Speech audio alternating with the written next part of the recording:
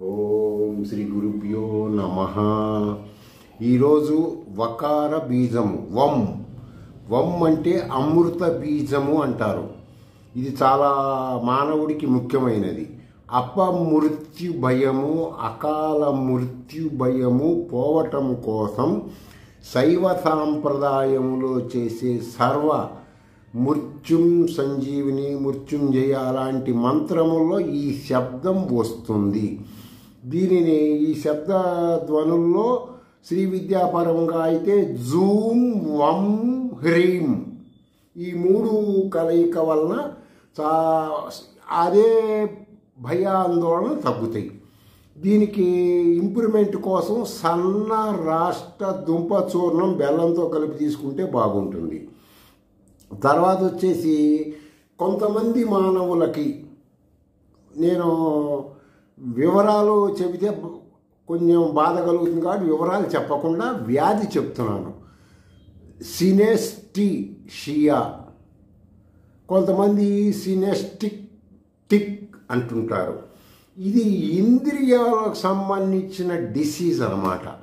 ఇది ఉన్న వాళ్ళకి ఇది జబ్బు కాదు, కానీ వాడిని ఇంద్రియాల సుఖం అనుభవించేటప్పుడు రాంగ్ డైరెక్షన్ ఇస్తూ ఉంటుంది.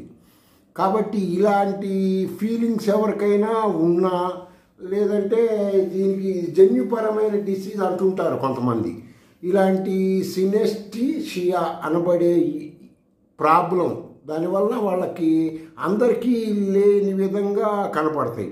అంటే ఉదాహరణకు అన్నం తింటున్నాడు అనుకోండి, వాడికి వేరే ఫీలింగ్స్లో ఉంటాడు. ఇట్లాంటి అనుభూతులు ఉంటాయి. ఆ ఇంద్రియ వైకల్యం కోసం ఈ శ్రీ విద్యకి సంబంధించిన కొన్ని మంత్ర శబ్ద ధ్వనుల వలన వాడికి ఆ ప్రాబ్లం రికవర్ అవుతుంది. అది మామూలు స్థితికి వచ్చే అవకాశం ఉంటుంది. ఎలా అండి జరుగుతుందంటే ఈ బ్రహ్మ విద్యా మంత్రములు కొన్ని మానసికంగా చేయటం వలన ఆ శబ్ద తరంగములు కాంతి కిరణములుగా ఇంటర్నల్గా తయారవుతాయి. అవి రసాయనికం చెందుతాయి బాడీలో. రసాయనికం చెందినప్పుడు ఎలా చెందుతాయండి రసాయనికం? మాకేదైనా ఒక ఫిజికల్గా చెప్పండి అంటే, పొద్దున పూట పాలు తాగండి, టిఫిన్ తిన్న తర్వాత తేనె తీసుకోండి, అన్నంలో నెయ్యి వేసుకొని తినండి. అప్పుడు బాడీ రసాయనికం చెందుతుంది. సైంటిఫిక్గా ఆయుర్వేద ప్రామాణిక ఎలా అవుతుందంటే, తేనె పాలు నెయ్యి కలిస్తే ఏమవుతుంది, సమభాగాలు కాకుండా వాటి శాత నిష్ఫల పరిణామంలో చూసుకోండి, మీకు అర్థమవుతుంది. స్వస్తి.